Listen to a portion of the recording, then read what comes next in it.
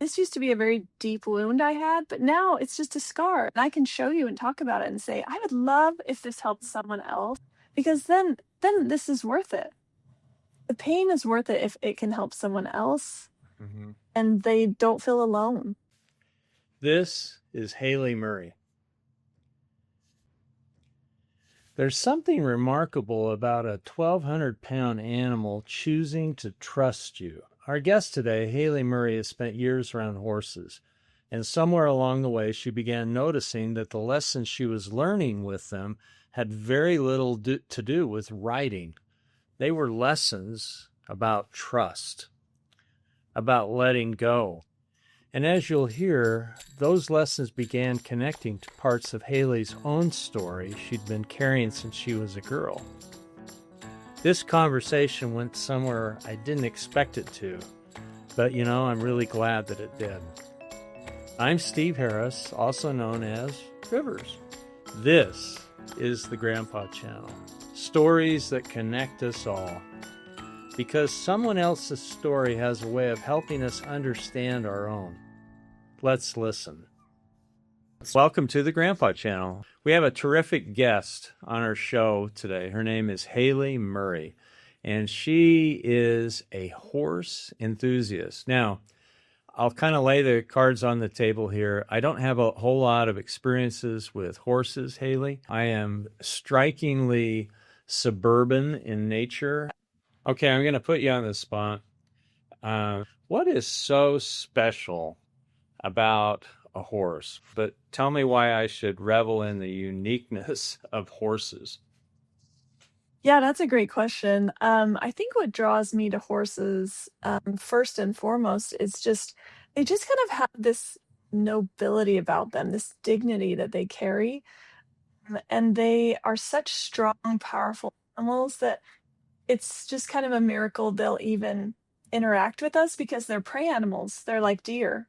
The fact that a horse will let a human strap the saddle on them, get on and ride in itself is kind of remarkable. Mm-hmm. And they're just a very sensitive creature. They can feel your energy. Some older horses will be able to kind of absorb that energy if someone's struggling a bit, to kind of help release that emotion too. So, for example, one day I was feeling really anxious, but I had promised this young women's group I would do a class. And so I headed down and I was all jittery. And so I started leading girls around in the round pen and giving them rides. And it was interesting because both horses I worked with that day, they kept kind of like blowing on my hand. And when a horse exhales, it's them really relaxing too and releasing. And by the end of that night, when everybody left, I remember packing up to go home, and I suddenly realized like it felt totally grounded again. Really? That nervousness was gone. Mm-hmm. And I couldn't really explain it because I hadn't really done much. I just walked around with the horses, but I just think they had this gift of healing as well. Studies about their magnetic field around their heart and how humans too, but it's pretty cool to experience. What kind of lessons have you learned specifically in your life with horses, Haley? Man, I gotta write a book someday about this, but I feel like one of the first things I learned was when you like truly connect with a horse, you Uh-huh. connect with yourself. Like the horse will show you things about you or reveal things to you you didn't realize you were holding on to or hiding or whatever. And so when I was a kid, I had suffered some abuse for many years, and later on when I got my first boomer, I noticed that like me, he was very obedient, and of underneath it all, there was this anxiety. He always wanted to please, but I could tell there was just something there. And I remember one day I went to a lesson, and the trainer just said, hey, let's try some liberty work where you use your body language to move the horse, and they don't have any ropes. So they can just choose. You're in an arena. And so the first thing you ask them to do is to go a certain direction and circle you. Mm-hmm. So I pointed and I'm in the middle and I sent him out on the circle. And I'll never forget that horse galloped and ran for at least 15 minutes. I mean, didn't stop. And I barely pointed, like, okay, Boomer. And I was like, oh, wow. I Uh-huh. didn't know how much he had to say, right? But he just kept going and going. And the trainer was like, just stay still in the middle. You're just going to wait till he comes to you, right? And I'm thinking, this is never going to happen, but okay. And Yeah. so I'm waiting there, and finally, you could see an ear flick back to me, and then he kind of slowed down, and then finally he kind of looked at me like, "Oh, you're not chasing me. Oh, Hmm. you didn't really even ask me to run." And then he kind of looked at me and shockingly walked right up to me. I will never forget it. It was definitely a tipping point in our relationship because I finally let him choose. Hmm. I think he'd been so obedient; he would always do what he was told, but was like, "Do you want to join up with me or not? Your choice." And after that, it was really cool to watch him start to really relax and want to do it because he wanted to do it instead of Wow. because he had to do it. And I thought, that's definitely me sometimes. That's Well, definitely my kids sometimes. yeah. That's the thing that as you're describing this, and it's called liberty work, right? Yep. Uh, isn't that really what we've got going on for all of us mortals, where we can run around and around and around and around, and then we have to choose, or maybe we don't choose. Maybe that's the choice. And I'll bet you maybe you had some anxiety wondering if Boomer would pick you and choose you. But I just think Yeah. that, and it has great applicability with kids. I love the concept of doing that work, and in some ways I think it's God's work with us, His children, and wondering if we're going to choose Him. And sometimes we choose, and then we go back, go wild. But once a horse picks, like once Boomer picks, is there no going back? I mean, you're the person. I mean, as long as I stay consistent and fair, then he'll trust me, basically. It's Mm-hmm. like that first step of trust. And I feel like too with our kids, obviously we have to use the ropes in the beginning to help Mm-hmm. him learn. Like he had already learned how to do this with the ropes and turn to face me when I would lean over and look at him. Mm-hmm. Mm, But then he got to decide if he really wanted to do it. How is our relationship without the ropes? Is Mm-hmm. kind of what that looked like to me. Mm-hmm. And I feel like with God, he's always kind of waiting in the middle, like, hey, Mm-hmm. I'm here and this is where you'll find rest. Because Yeah. then when Boomer came in, he could rest Yeah. too. That's a very cool story. What season in your life has shaped you the most, Haley? A lot of things in life can be both good and bad, or bad and good. But is there a particular time in your life that you got schooled really, really hard? Yeah, I thought about this a lot because obviously every stage in life teaches you a lot. Hmm. But yeah, I think when you're in your formative years, it sticks with you more because you're young, and you're growing and learning. And so when I was in my early teens, a couple of things happened. My sisters and I had been abused by my grandpa for several years, and the truth finally came out. And so I remember feeling so relieved, like, oh, we can finally talk about this. But it was also scary because that's a big deal. And so people didn't really want to about it. And I remember um, just feeling like, well, that's okay. I forgive him. Let's just move on. Hmm. And so I kind of had that feeling. And then a year later, my parents had separated. And I had no idea that was even coming. And I just remember my dad driving me and my brother home after school. He was the teacher. And he just kind of said, well, I'm gonna move out. And me and my brother are like, what? It Wow. was just one of those moments where the bottom drops out of your world that Hmm. you knew. And so that was pretty tough because those two things combined kind of crumbled all the stability I thought I had, right, in my young life. And so Anyway, as time went on, though, I learned that I really could only trust in God, that of course people are human. And I was able to separate that, for example, my belief or my faith, didn't base it on what they had done. And I developed a very deep connection to God that has sustained me ever since. And so, while those were pretty tough experiences, there were also miracles, as most people will tell you, from those times that I wouldn't trade, right? And so, mm, through the heartbreak, I learned that God really can give us beauty for ashes, which I still think is incredible. It's stunning.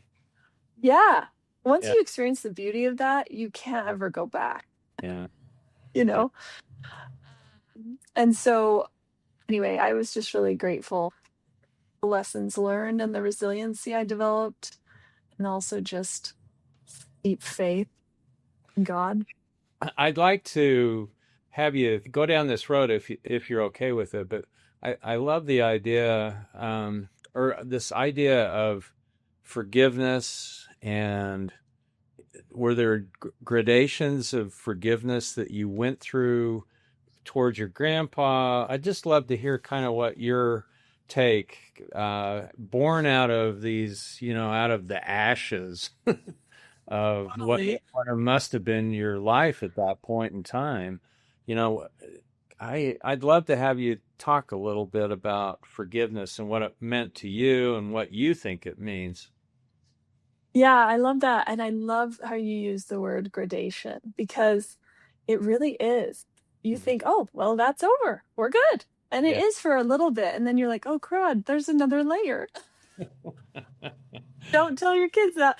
Okay. But, Yeah. you don't want to know that at the time. But yeah, so I had a pretty cool experience. So years later, I realized, sure, as a kid, I said forgave my grandpa, but I didn't quite know all the things, right, that were still there. And so later on, I kind of felt like the spirit said, you need to look at this. And so that kind of gave me a little courage. And so I wrote him a letter because I was about to have my first baby.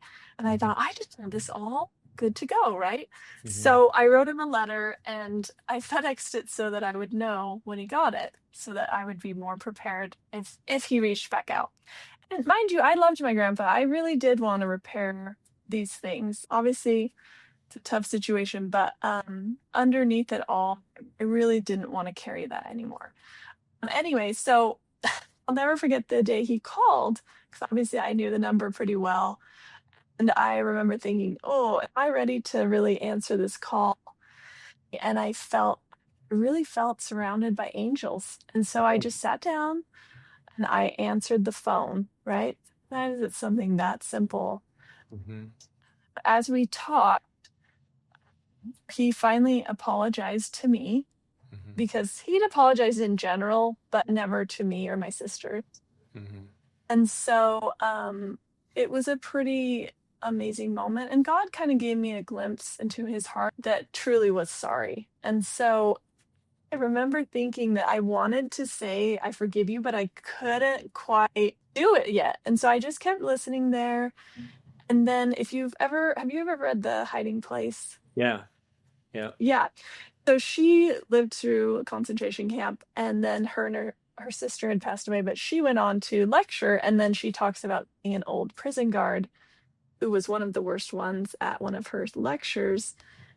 And he came up to talk to her, and she'd, of course, been talking about forgiveness. And it was the same thing for me. She couldn't lift her hand out on her own to shake his hand, Uh-huh. but something gave her the strength, just like it gave me the strength to say the words like forgive you. And I could feel it. It was like lightning. Wow. It boom. It wasn't me because I couldn't do it. It was definitely grace. And I've never experienced it quite that deep.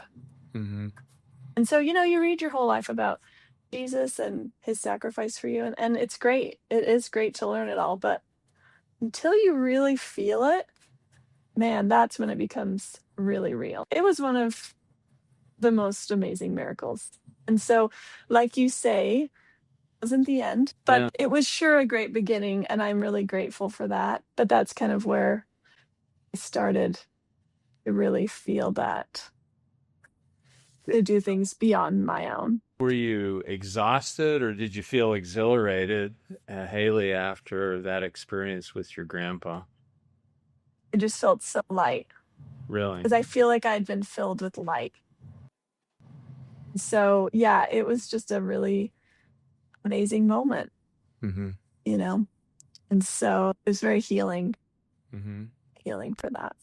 What I've found in my life is I'll forgive and then I'll kind of backtrack a little bit and then but was it just onward and upward or have you ever had kind of not relapses but bad feelings of why in the heck did I do that or sort of Yeah, it's funny you say that because I remember thinking like, "Woo, I'm done. I yeah did it." For a yeah few years. uh-huh. And then I like realized one day I'm like, "Wait a minute. You can mess with me, but don't you dare mess with my sisters." Yeah. Yeah. So then I was pretty angry about that. And so I felt like I needed to write him a letter. Letters are better for me because I struggle with face-to-face confrontation. Uh-huh. So like I knew the minute I'd see him, my mind would be like, and we're done. So I just reached out to him, and I wish I could say that he did and it all was magic and rainbows, but it was different Mhm. then. I mean, that's sad, but it was also cool because I thought, well, how can I forgive him? I was kind of hung up on this little like, well, he did it for me, but I don't think he did it for them. But I was folding laundry one day and my toddler turned the TV on and there was this devotional. It's how the atonement provide restitution. And then this guy gives this whole amazing talk about how we can forgive others because we trust that God knows the depths. He'll take it. And I kind of do that in theory, but he just explained it so well. And I just felt like God was saying, like, hey, you did your part. You wrote the letter. You've tried to stand up for them. Now you have to allow me to take it and you need to forgive him. Mhm. And so it wasn't as dramatic, but I was able to let go of that. Do you feel like you are an expert or a divine consultant with potentially with other people who've had similar experiences? And unfortunately, I would think there's a lot of young men and young women who, wow, I wish that was never the case. But can you see stuff and do you go, oh boy, this person really needs to let go, or really needs to do this or that? I think I just have way more empathy. Hmm. Like, I get it. It's like, and I understand also why people turn away from their church if it's tied to someone who's hurt them. Like, I Yeah. totally understand that. And Yeah. and so I feel like no, I definitely am not an expert, but I definitely have deep love for people who've suffered the same way because I'm like, man, it's rough and it's so hard to speak your truth about it. Hmm. Like this is not what I thought we'd be chatting about today, but I Hmm. also feel like it's so important to share because this used to be a very deep wound I had, but now it's just a scar and I can show you and talk about it and say, I would love if this helped someone else face it because then this is worth it. The pain is worth it if it can help someone else Hmm. and they don't feel alone, you know? So I don't know. Like a friend reached out to me because something had happened to her daughter, and I just said, listen to her. You can't fix it all. But she just needs you to validate her, and then you can go together and figure out to move forward. But initially, you just want to be heard. And sometimes that was hard for people around me to even know the real truth because it's hard. It's hard to know. we we always called it the awful truth that couldn't be so. Yeah, None of exactly. us want it. Yeah. The truth does set you free. We don't often in these podcasts talk about the atonement and which I just think is so utterly important to all of us. And it's applicable even if you have small grievances that you've allowed to become big problems. And you've given me a lot to think about. I know there's a reason why we've got Don here. Um, Yeah, and I mean, I wish I could say every time now I'm super forgiving, but I'm like everybody else. so a question. You're what, 29 or so? Oh yeah, Yeah, 29 this year. holding steady. What would you tell the 12-year-old you, knowing what Mm, you know now, Haley? yeah. I feel like I would tell her, man, you're brave. Your courage is so beautiful, you know? I Mhm, look back at her and I think, wow, she was going through a lot. mhm, She still was kind. She still tried to give people the benefit of the doubt, even if it hurt her. And so I just look back and I think, wow, you did the best you could, and I'm proud of you, mhm, and God loves you, and you're gonna make it through it, you know? I think that's what I would say. And I'd give her a big hug and be like, I see you. I see what you're going through, mhm, and you're doing great. mhm. Just having compassion. Oh, that's a beautiful answer. So one question that I had when you were talking earlier that finally kind of came back into this decrepit mind of mine, but was um, you said that you could see why people who maybe are have had similar experiences to yours where they lose their faith in an institution or a church and leave that. Why do you feel like you didn't? Yeah, that's a really good question. And I feel like, even my sisters have kind of wondered the same. Mhm, And I don't know. I think I've just always had a really deep hope or faith in God. mhm, And so I feel like one of the gifts that I was given, because I know some of you survivors feel such shame. mhm, And in my case, I didn't really feel that. I was just like, ew, he was doing terrible things. And so I was able to separate the sinner from the gospel. And of mhm, course, institutions have lots of problems and imperfect people. But I knew God had my back. I knew that He was there for me. And I don't know why. I mhm. just really held on to that because there was nothing else to hold on to. Yeah. My parents were kind of drowning in their own issues, Mhm, and there was nobody else. That was it. So I kind of clung to him, and I don't know. I don't know why. It's just what I did. I think some people are just maybe more strong, and so they don't feel like they need God, but I definitely needed him during that time. And yeah, once you're carried by him, I just can't forget it. I mhm, I can't really turn my back on it. And I get that lots of religions have tricky issues, and I totally understand that. But when I go simplify things down to just that relationship, mhm, I'm like Boomer, and I've come in and I trust him, mhm. even though I know it doesn't mean it will even in the future be easy and there won't be any more heartbreak. But I just know that out there is the running, and I'd rather be with him. You're saying such beautiful things. They're just nuggets of truth and wisdom. Uh, what would you say, and what counsel would you give to parents who maybe feel guilty that they weren't on top of it, that they somehow missed something? What would you Ugh. say? Yeah, so when I've been raising my own kids, of course, I wanted to do everything to obviously protect them so this never happened to them. And it still did. They still had some instances, even though I talked to them all the time about it. And I was probably the most hypervigilant mother there was, as far as that goes.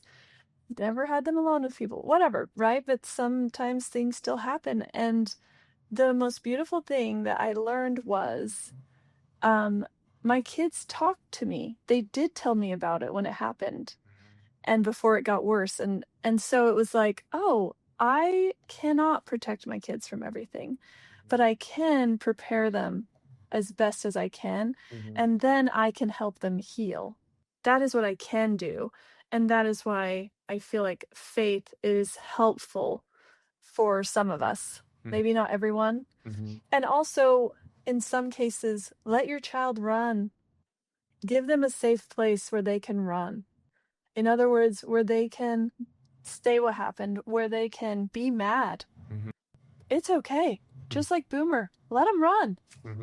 Just wait for them, and they'll find you. And I don't know. I was just like, wow, my kids actually told me. I don't know if I would have ever said anything had it not come out because I was such a quiet kid, and it was terrifying to say it. My sister had asked me 3 times, and luckily none of my parents were there, and she was just like, what happened to me? And I was just like, maybe. And that was literally all I could say. Really? Yeah. So it's terrifying. Yeah. And so it's like, wow, if your kid actually has the guts to tell you, man, that's amazing.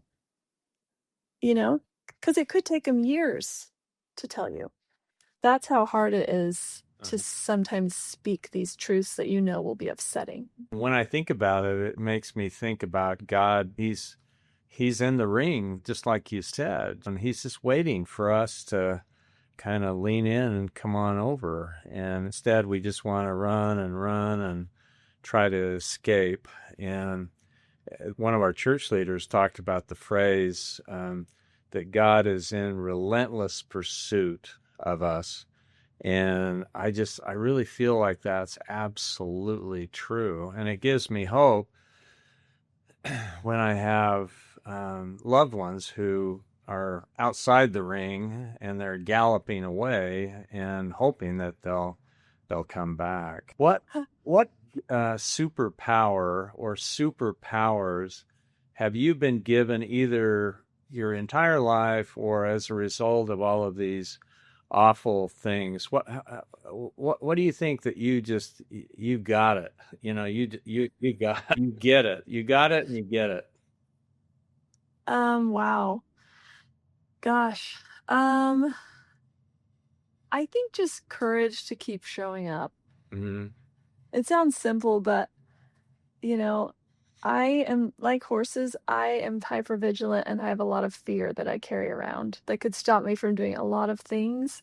But I feel like through these experiences and even through like how my parents were, I've learned the value of courage. Mm-hmm. Um, so even though it's small and looks different than other people, I really try to keep showing up. I really try to keep getting out of my comfort zone because I know that like it's great how Boomer bonded with me in the arena, but obviously I don't want to stay in there forever. Mm-hmm. And now I can ride him in the mountains alone, which is a huge deal because it took me 3 years to train him to finally not be terrified of even just being on the trail because he had grown up in an arena. Mm-hmm. And so I just think, wow, this is just the beginning, right? If I can trust God in the arena, then maybe I can trust him in the mountains too. Mm-hmm. And I think that's where he wants us to go. We all have this amazing mission in life, but it's not going to be in the arena. Mm-hmm. We have to build that relationship and trust our heart. I think that's something else that I really do is I really try to listen to my heart because there's a lot in there if we can just quiet down our minds and listen to our gut and our heart. That's where the answers are usually for me. Mean, what you've talked about and what you've experienced and overcome, and kind of that it hasn't left you bitter or embittered, and you've kept close to God. I keep thinking, as I'm 70 years old and I'll be turning 71 here later this month. And the older I get, the more I see the hand of God in my life. And we're not talking huge, gigantic things, although some arguably have been. But, I just see, oh, well, this is why that happened. And, oh, that happened because this was. And I didn't have that when I was 20 or 30 or 40 or 50. And Mm. other than the aches and pains of, being 70, I really love the idea of being able to connect the dots. And I love how you have been able to connect the dots, and you've got a wonderful, I think, kind of future ahead of you, and Aw. to help people. And anyways, thank you so much for being on the Grandpa channel and gracing us with your wisdom. Oh, well, thank you. You've made this very enjoyable, and I really can tell that you have a passion for sharing stories and the power that is in them. So thank you so much for having me.